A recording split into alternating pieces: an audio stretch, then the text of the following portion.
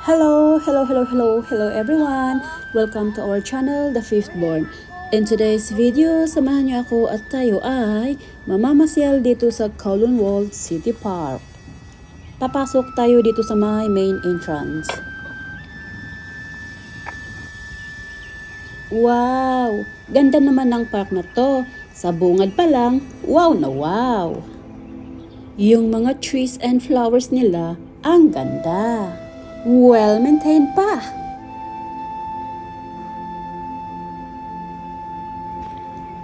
Everyone, ito ang archaeological remains of the South Gate that were preserved by the Hong Kong government. Nakikita niyo ba ang stair na yan sa baba? Maybe, yan ang main entrance din, no? Ang isang kagandahan ng park na ito ay may free wifi. Makikonnect na nga. Habang may wifi, abay, sulitin! Sundan naman natin ang hagdan na to at titignan naman natin ang ibang scenery sa taas. Dapat pala, nagsuot ako ng walking shoes kanina bago ako pumunta dito para komportable ang paa. Kaso, nakasuot ako ng may kunting heels. Ayun tuloy, limited ang steps natin at may kunting hinhin pa. Impromptu kasi ang pagpunta natin dito. Dinala ko kasi yung Sheltie na alaga ko sa may pet salon dun sa kabila. At habang nag-aantay tayo sa kanya, kasi it takes 1 hour and a half ang pagpapaganda ni Sheltie na isipan kong sumaglit dito. Anyway, bibigyan ko kayo ng kaunting kaalaman tungkol sa Kowloon Walled City bago maging Kowloon Walled City Park ha. Kowloon Walled City is a Chinese garrison which became a lawless enclave for fugitives and criminal gangs through the 20th century. But the former Kowloon Walled City is now a beautiful park featuring some preserved artifacts. Example ay itong ancient style designs nila.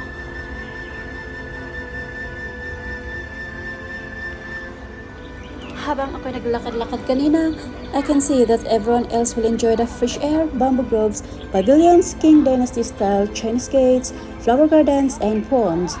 I can say that it's pretty ponds because the ponds walang tubig.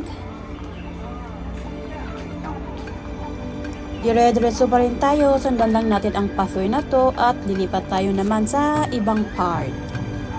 Medyo noisy yung background natin kasi may construction doon sa kabila. Sarap sa feeling kapag ganito, no? Naririnig mo ang tweet-tweet ng ibon at surrounded ng mga naglalakihang trees, parang nasa probinsya lang, no?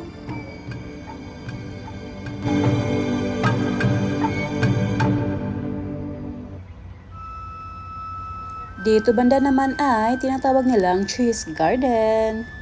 Samahan pa rin niyo ako sa ayaw at sa gusto niyo. Ipagpapatuloy pa rin natin ang pag-i-explore para makarami naman tayo ng mapupuntahan kasi medyo malawak ang park na to at kukulangin tayo sa oras.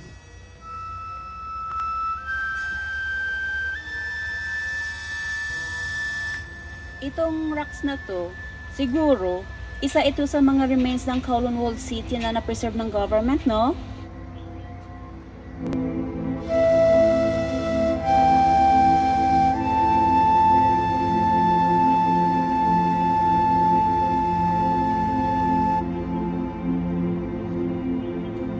Oh wow! What a soothing atmosphere created by the gentle chirping birds, which makes it an ideal spot for us to relax.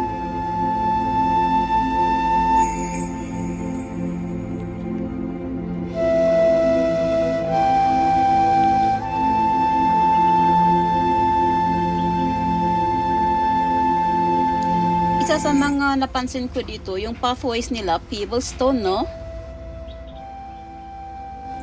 Wow! This semi-forest is like a serene and secluded area with a variety of native trees and shrubs.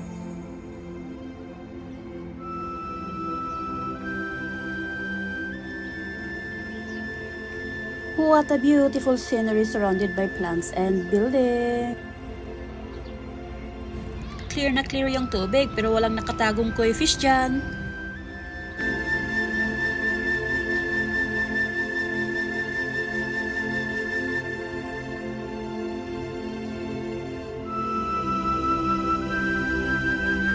A beautiful green and lush park that I didn't expect to see It's absolutely worth it and I will unwind immediately. I'm sure of that.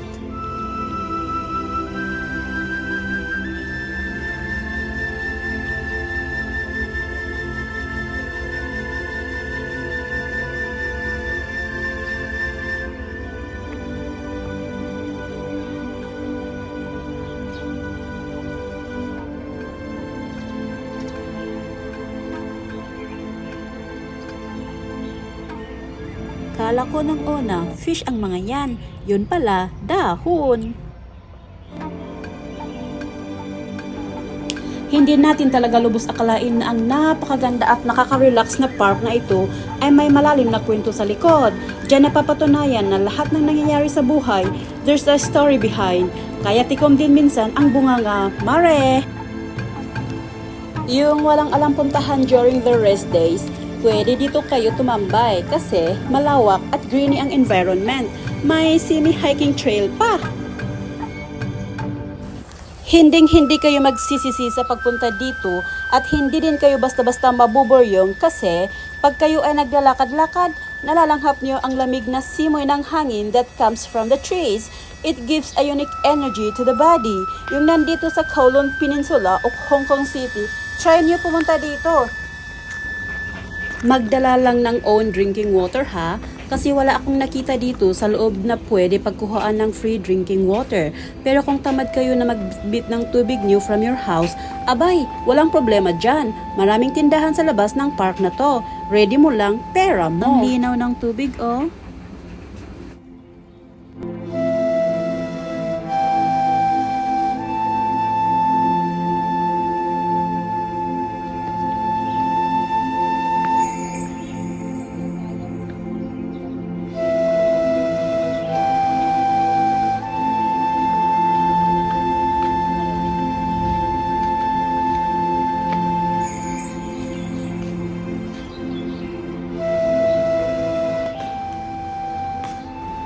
This gui was a food vessel and ritual implement in ancient times.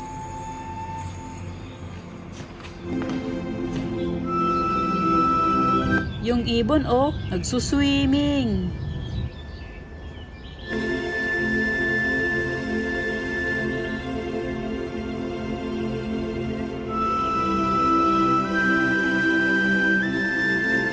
Everyone, tapusin na natin ang video na ito at oras na para kunin natin si Shelty Pepper sa pet salon. Baka maburyong yun sa kakahintay sa atin at magtatahol non-stop pa. Thank you very much sa walang sawang pagsuporta sa ating channel. For those who haven't subscribed yet, if you like our vlogs, please don't forget to subscribe and hit the bell button so that lagi kayong updated on our new vlogs.